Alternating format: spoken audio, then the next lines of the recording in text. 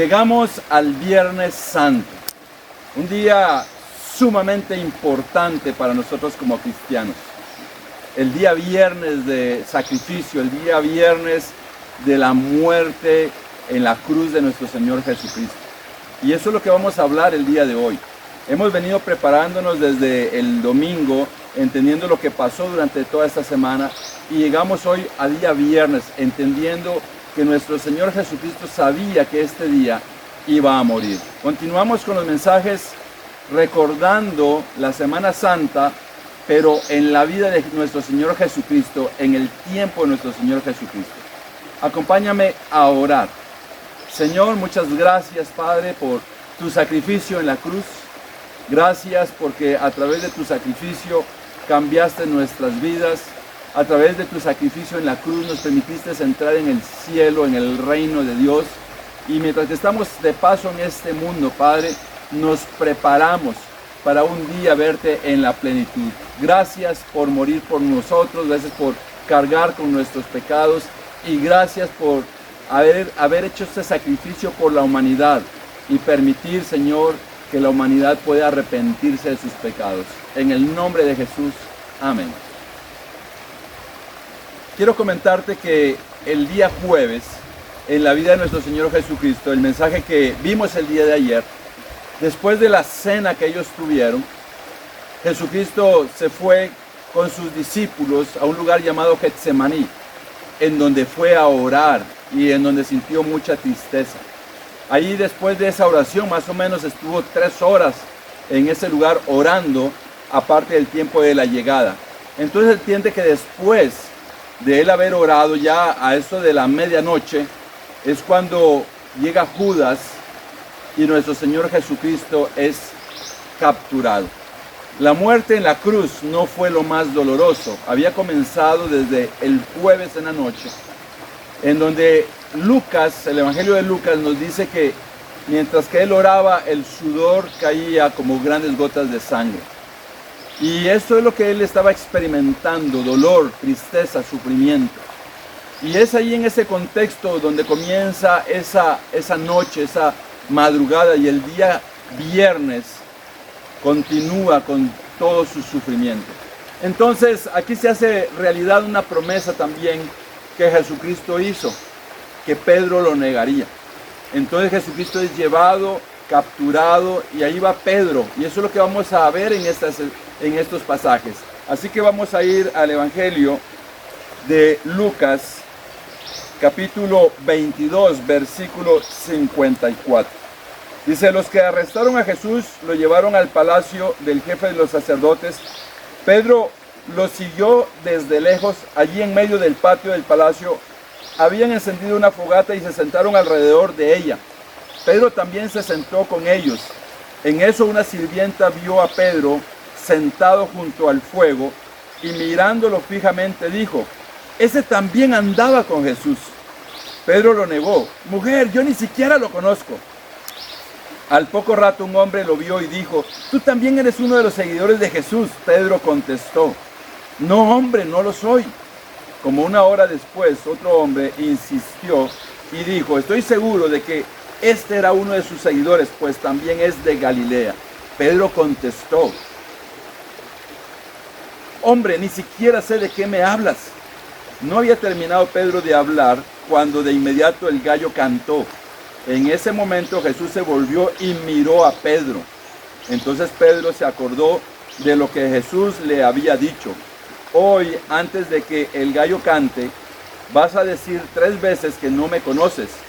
Pedro salió de aquel lugar y se puso a llorar con mucha tristeza.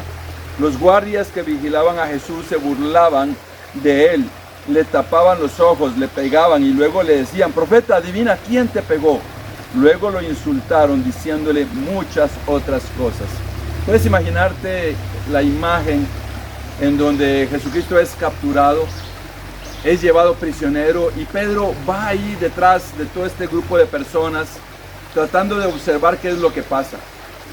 Y en ese instante se cumple una profecía que dijo nuestro Señor Jesucristo, que él lo iba a negar 3 veces después de que el gallo cantara. Pero algo que me impacta mucho es que En ese instante, cuando sucedió, Jesucristo volvió a ver a Pedro. Qué impactante fue esa mirada, que Pedro salió de allí a llorar desconsoladamente.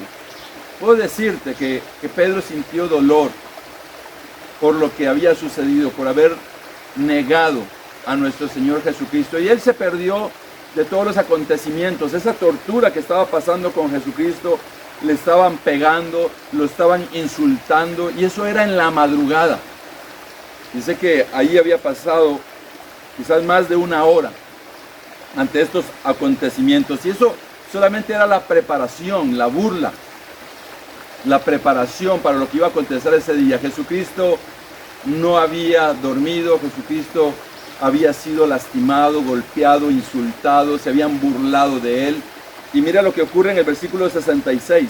Cuando amaneció, los líderes del pueblo, los sacerdotes principales y los maestros de la ley se reunieron y llevaron a Jesús ante la Junta Suprema. Allí le preguntaron: dinos, ¿eres tú el Mesías? Él les contestó: si les dijera que sí, ustedes no me creerían. Si les hiciera una pregunta, ustedes no me contestarían.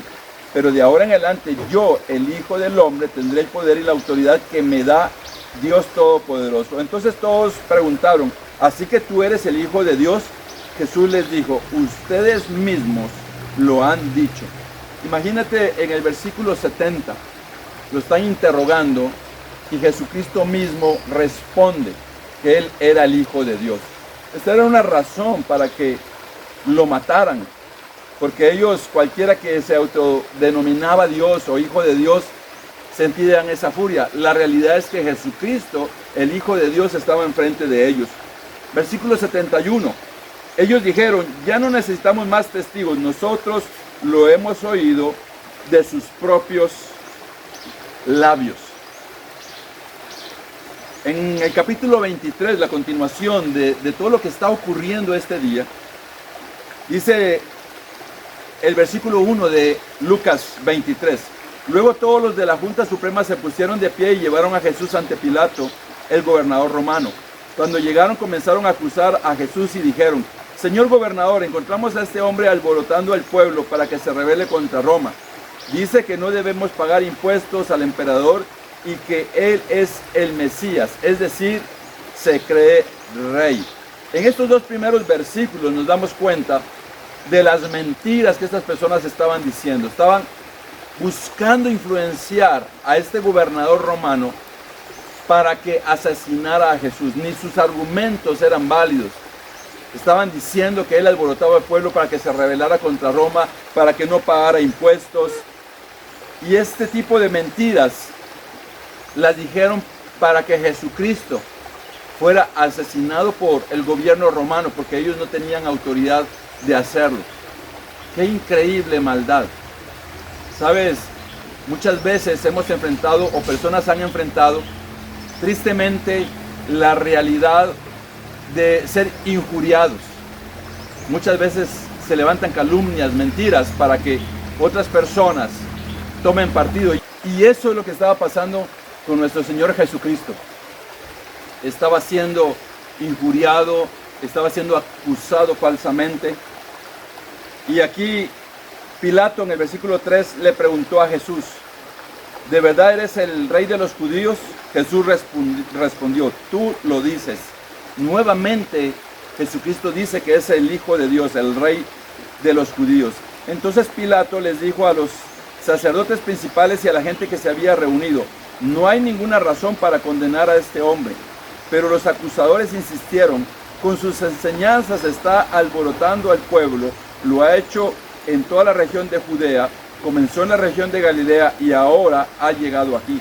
Cuando Pilato oyó eso, les preguntó si Jesús era de Galilea. Ellos dijeron que sí, por lo que Pilato se dio cuenta de que Jesús debía ser juzgado por Herodes Antipas, el rey de esa región. Por eso envió a Jesús ante Herodes, que en ese momento estaba en Jerusalén. Mira lo particular de la situación. Ellos hablan de que había comenzado en Galilea y 30 años de la vida de Jesús sucedió en Galilea. Entonces Herodes era el rey y justo estaba en Jerusalén. Entonces Pilato se estaba lavando las manos desde ahí y él decidió mandar a Jesús ante Herodes. En el versículo 8, cuando Herodes vio a Jesús, se puso muy contento porque hacía tiempo que quería conocerlo. Había oído hablar mucho de él y esperaba verlo hacer un milagro. Le hizo muchas preguntas, pero Jesús no respondió nada. Los sacerdotes principales y los maestros de la ley estaban allí y lo acusaban con insistencia. Herodes y sus soldados insultaron a Jesús y para burlarse de él lo vistieron como si fuera un rey. Luego lo enviaron a Pilato. Herodes y Pilato, que antes eran enemigos, se hicieron amigos ese día. Y vemos aquí algo peculiar en Herodes. Él lo quería conocer porque él había escuchado de Jesús en Galilea. Y nos damos cuenta que él no encontró nada de qué acusar a Jesucristo. En el versículo 13, Pilato reunió entonces a los sacerdotes principales, al pueblo y a sus líderes y les dijo: ustedes trajeron a este hombre y lo acusan de alborotar al pueblo contra Roma, pero les he hecho muchas preguntas delante de ustedes y no creo que sea culpable. Tampoco Herodes cree que sea culpable y por eso lo envió de vuelta. Este hombre no ha hecho nada malo y no merece morir. Ordenaré que lo azoten como castigo y luego lo dejaré en libertad. Pero toda la gente que estaba allí gritó: ordena que maten a Jesús, deja libre a Barrabás. Este Barrabás estaba en la cárcel por haberse rebelado contra el gobierno de Roma en la ciudad de Jerusalén y por haber matado a una persona. Pilato quería dejar libre a Jesús, por eso habló otra vez con todos los que estaban allí, pero ellos gritaron: que lo claven en una cruz, que lo claven en una cruz. Pilato habló con ellos por tercera vez y les dijo: ¿por qué quieren que muera? ¿Qué mal ha hecho? Por lo que sé, este hombre no ha hecho nada malo para merecer la muerte. Ordenaré que lo azoten y luego lo dejaré en libertad. Pero ellos siguieron gritando con más fuerza, pidiendo que mataran a Jesús. Al fin Pilato les hizo caso, ordenó que mataran a Jesús como ellos querían y dejó libre a Barrabás, el rebelde y asesino. Lo que estamos viendo es que tanto Pilato como Herodes declararon que Jesús era inocente. Y lo que estamos viendo es que ellos insistían. Él ordenó que lo azotaran. Y ese fue el único castigo que para Pilato era necesario y era suficiente como condena por lo que ellos estaban acusándolo. Pero ellos insistieron, así que lo azotaron. Y Pilato también ordenó que crucificaran a Jesús en una cruz. Los azotes solamente había sido como castigo, pero la crucifixión fue como resultado de la presión del pecado del mundo a través de las personas que estaban ahí presentes. Tanto Pilato como Herodes dijeron que Jesús era inocente. Entonces, con mayor razón, un hombre inocente, el Hijo de Dios, Dios mismo convertido en hombre, fue a la cruz por el pecado de la humanidad. En el versículo 26 dice: los soldados se llevaron a Jesús para clavarlo en una cruz. En el camino detuvieron a un hombre llamado Simón y lo obligaron a llevar la cruz detrás de Jesús. Simón era del pueblo de Cirene y en ese momento volvía del campo. Muchas personas seguían a Jesús, entre ellas había muchas mujeres que gritaban y lloraban de tristeza por él.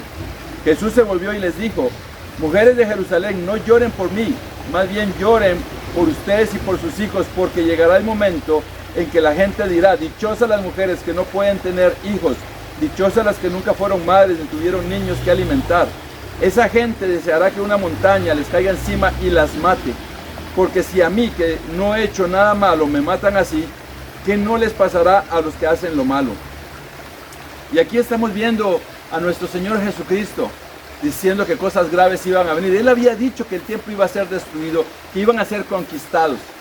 Y si él, que era inocente, fue tratado de esa manera, él les decía: imagínense a alguien que sí ha hecho un gran daño. Versículo 32 del Evangelio de Lucas 23. También llevaron a dos malvados para matarlos junto con Jesús. Cuando llegaron al lugar llamado La Calavera, los soldados clavaron a Jesús en la cruz. También clavaron a los dos criminales, uno a la derecha y el otro a la izquierda de Jesús. Poco después dijo: Padre, perdona a toda esta gente, ellos no saben lo que hacen. Mientras los soldados hacían un sorteo para ver quién de ellos se quedaría con la ropa de Jesús. La gente miraba todo lo que pasaba. Los líderes del pueblo, entre tanto, se burlaban de Jesús y decían: Él salvó a otros. Y si de verdad es el Mesías que Dios eligió, que se salve a sí mismo. Los soldados también se burlaban de él, le ofrecieron vinagre para que lo bebiera y le dijeron: si en verdad eres rey de los judíos, sálvate a ti mismo. Sobre la cabeza de Jesús había un letrero que decía: este es el rey de los judíos. Uno de los criminales que estaban clavados junto a Jesús también lo insultaba: no que tú eres el Mesías, sálvate tú y sálvanos a nosotros también. Pero el otro hombre lo reprendió: ¿no tienes miedo de Dios? ¿Acaso no estás sufriendo el mismo castigo? Nosotros sí merecemos el castigo porque hemos sido muy malos, pero este hombre no ha hecho nada malo para merecerlo. Luego le dijo a Jesús: Jesús, no te olvides de mí cuando comiences a reinar.